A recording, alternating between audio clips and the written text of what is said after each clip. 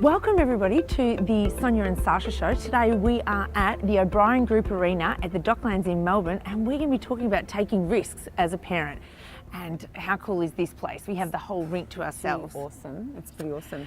And my feet are about to freeze into blocks of ice, I think, Yeah. because we haven't got skates on, we've got shoes. Yeah. And an ice skating rink. And we will be talking about ice later on, but not this kind of ice. So, Sonya, we are here today to talk Yes. about some parenting tips on what we can give when young people are starting to go out. So I've actually heard that they have a few drinks before they actually start to go out and party. Is that correct? They do. What do And they call so that? It's called prees. Prees. Okay. Tell us Always. about that. Across the board, every teenager I've ever spoken to is it's your pre, okay, before prees. you go out. Why do young people pre? Number one, it's cheaper. Number two, confidence. Okay, so a couple of little shots before they go. They get a little buzz on and then they go out. It doesn't get them wasted. Yeah.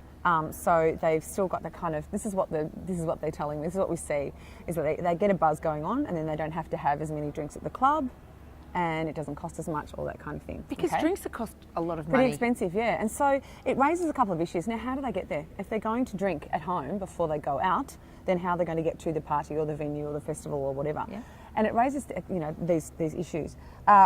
So what blood alcohol content do you have to be if you're a learner or a P plater? 0.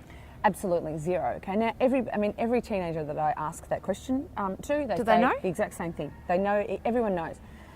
Currently, we have a high percentage across Australia of young people who are dying from drink driving in the learner and P plater category. How does that work? So they're not getting it. They don't understand. Okay. So They're telling you the right answer when you say they know the answer, Yeah. but we're still losing young people on the roads because they're still. A lot of the time, I think it is because they drink. Maybe they'll have a drink or so at the start of the party, and then think, we'll be here for a certain amount of time, and then say by the time I get home, I'll need to get in the car. I'll be sober, and or sometimes they just might not even care. They'll just drink and they'll get in the car and drive.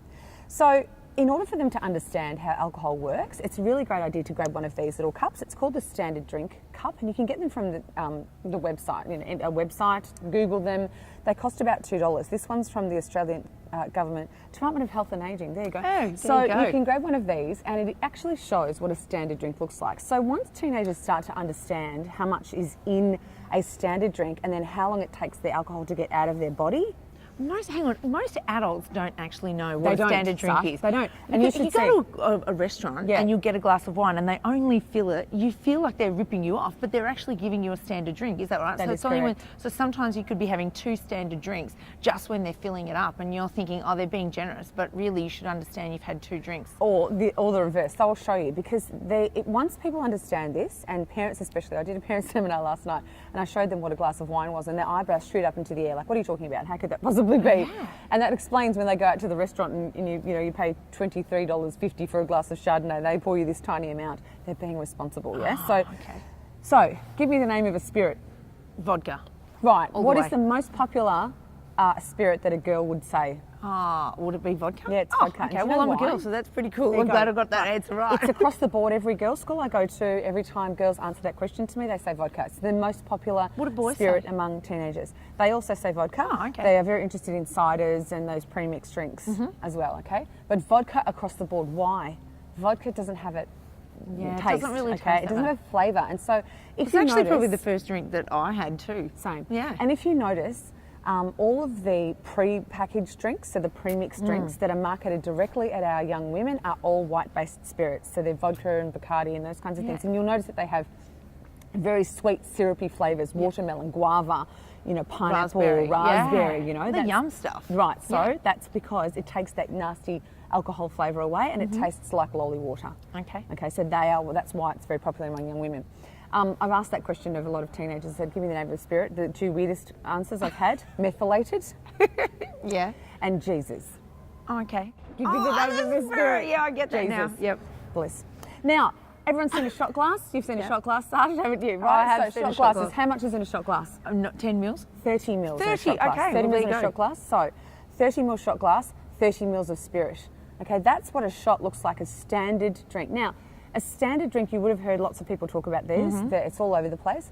how many standard drinks you're allowed to have in the first hour and then every hour after that if you're an adult and a fully licensed driver to try and keep you under the 0.05 limit, which is the fully licensed driver limit across Australia except for Northern Territory, I think. Yep. So they will talk about that. Now, a standard drink is what I'm going to show you, and then I'll tell you how long it takes your body to get rid of one of these. Okay, because this is important to know. So that is standard spirits. Now, we're not talking about top shelf liqueurs. We're talking about standard spirits like vodka, scotch, bourbon, tequila. You know, those kinds of standard all the standard drinks that young people it's drink. 30 mils. Yep. Now, do you think that a young person's ever poured a drink like that? No, because if I've got, seriously, we're thinking if we're having prees, you're just using the glasses that you've got in the cupboard. So if you've got one of these glasses, they're putting some ice in, then they're tipping it in, then they're putting their Coke or their raspberry or orange juice, and you just kind of, I've never seen anybody measuring them out. You know what? Young people don't pull out their 30 ml measuring glass and carefully pour out the Oh, that's and we're not doing that as adults, are we? Correct. So if they're free pouring... You look tight. You look tight. If you came over to my place and I was like, oh, I'm measuring it out, you think, oh, Sacha, you're being a bit tight with your alcohol. And if they're free pouring from a big bottle, then they're not measuring it out. Yeah? No. Now, this is another thing. As parents, grab one of these and model this at home. Where do young people... I'm not going to look like a bit of a nerdy parent. It doesn't matter. If I'm married. It doesn't matter. All Because you know what it does?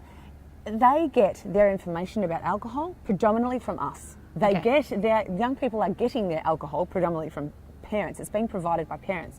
So if and we're allowed to drink, we're over 18, all that sort of thing, but they're getting their information about alcohol and how it works usually firstly from us. So if we model this and show them when we're pouring out a spirit or we're pouring out a glass of wine or we're pouring a beer, that we're actually doing it like this, when they get to the time where they're going to parties and they're seeing their friends drink and they're pouring spirits like that, I know already that that's about 5 or 6. So really, what you're saying is, as a parent, if we're all just sitting around and a couple of people and, you know, we get out a bottle of scotch and you've got that glass, rather than pouring a big one, just always constantly pour those small ones because that's what they're seeing. Grab a measuring glass and pour it out. Like have a little shot glass you're there, saying pour it in there and then pour it in there. For us to have a measuring glass at home. I'm saying grab one of these. Okay. Grab one of these. And it sounds a bit Boy Scout and too prepared and stuff, but we're talking about alcohol is the #1 problem drug in Australia still.